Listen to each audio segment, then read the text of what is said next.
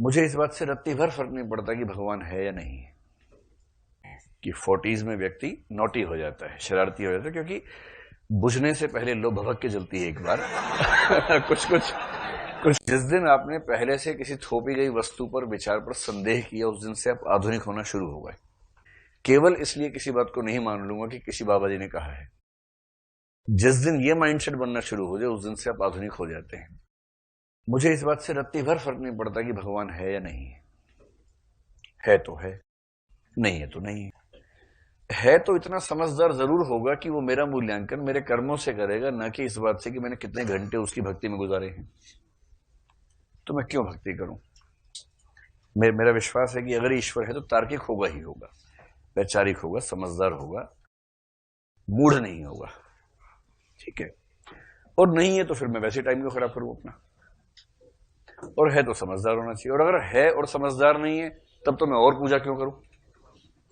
उससे बड़े कि समझदार व्यक्ति से समय गुजारूं मैं। तो मेरा ये विश्वास है। अपने अपने विश्वास का मामला है। जिनको विश्वास है वो पूजा करते हैं। मेरे घर में मुझे छोड़ के बाकी सब धार्मिक लोग हैं, खूब पूजा पाठ करते हैं। पूरा लंबा चौड़ा मंदिर मेरे घर में है। उसमें सारे भिन्न भिन्न प्रकार के देवी देवताओं का निवास है। हिंदू देवी देवता, ईसाई देवी देवता, उसमें माँ मरियम भी हैं, ईसा मसीह बैठे हैं, साईं बाबा दोनों बैठे हुए हैं उसके अंदर। और भारत में माताएं तो बहुत सारी हैं, तो जो जो माताएं नए भी ईश्वर बनते हैं वो भी हमारे यहाँ के विराजमान होते हैं। तो हैं, विस्तार से पूरा मंदिर है। तो मुझसे अपेक्षा इतनी है कि मैं उसके आसपास जाऊं तो जूते उतार के जाऊं, चप्पल उतार के जाऊं, वो मैं कर लेता हूं। उसमें मेरी आस्था उनमें कम है, मेरी आस्था अपने परिवार के लोगों में ज्यादा है कि उनको बुरा ना लगे। और साल में एक दो बार वो मुझसे निवेदन करते हैं कि आज आपको पूजा में बैठना चाहिए, ये जरूरी है। तो मैं ये कह के कि मेरी आस्था नहीं है, सिर्फ इसलिए बैठ सकता हूं कि आपको अच्छा लगे, तो कहते हैं हाँ सिर्फ इसलिए बैठ जाओ। तो मैं सिर्फ इसलिए बैठ जाता हूं। तो बढ़िया चलता है, कोई दिक्कत नहीं आती है। लेकिन बाकी लोगों को आस्था है तो मैं क्यों कहूं कि वो गलत आस्था कर रहे हैं? उनको जबरदस्त आस्था है। उनको रोज लगता है कि आज भी अगर हम जिंदा हैं तो इसकी वजह परमपिता परमेश्वर है। पिता बोलते लेकिन माता नहीं बोलते कभी। वहां भी जेंडर गैप चल रहा है। ये तो पार्टी करने की उम्र है। अभी तो पार्टी शुरू हुई है, तो अभी क्यों आप परलोक खेलेंगे? जिस दिन हड्डियों से पहली बार आवाज आएगी ना, ये 35-40 के बाद शुरू होता है कार्यक्रम। जिस दिन पहली बार उठते हुए घुटने में दर्द होगा, चटक से आवाज आई घुटने में, जिस दिन दिखना कम होने लगेगा 40 होते ही, फिर आप देखेंगे अरे पास का भी नहीं दिख रहा, फिर आप यूं करके देख रहे हैं।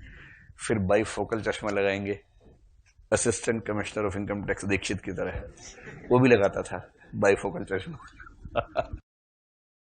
अभी तो आपको लग रहा है कि आप इमोर्टल हैं, अमरणशील हैं। इस उम्र में ऐसा लगता आ रहा है इतनी ऊर्जा, दुनिया का इतिहास बदल देंगे। ये 15-20 साल की बात है।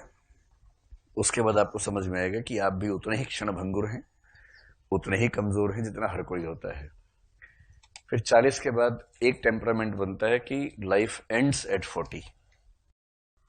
दूसरा टेम्परामेंट आजकल जो कंज्यूमरिस्ट नेशंस में वो है लाइफ स्टार्ट्स आफ्टर 40। क्योंकि 40 तक जिम्मेदारियां पूरी हो गई, अब आप सोचते हैं कि अब अपनी जिंदगी जी लेते हैं। चुन्नू मुन्नू बड़े हो गए, अब अपनी जिंदगी जी लेते हैं। और इसलिए कुछ लोग नॉटी 40s भी कहते हैं कि 40s में व्यक्ति नॉटी हो जाता है, शरारती हो जाता है, क्योंकि बुझने से पहले लो भभक के जलती है एक बार।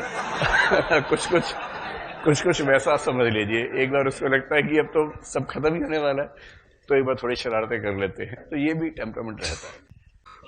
फिर 50s-60s में तो आप जिनका मजाक उड़ाते थे उनके बच्चे आपका मजाक उड़ा रहे होते हैं।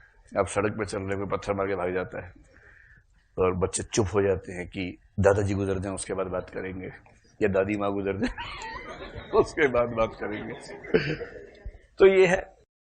फिर धीरे धीरे हम लोग मरने की तैयारी में आते हैं। उस दौर में पारलौकिक होने की संभावनाएं ज्यादा होती हैं। इसे 4 धाम स्पेशल यात्रा जो होती है उसमें सारे बूढ़े ही जाते हैं, उसमें बच्चे नहीं जाते। केवल वो बच्चे जो धकेल के ले गए हैं उनकी बात अलग है। दादा दादी को जाना है, बाप उनको लेके जा रहा है, बच्चा रहेगा कहाँ? तो चल भाई तू भी चल।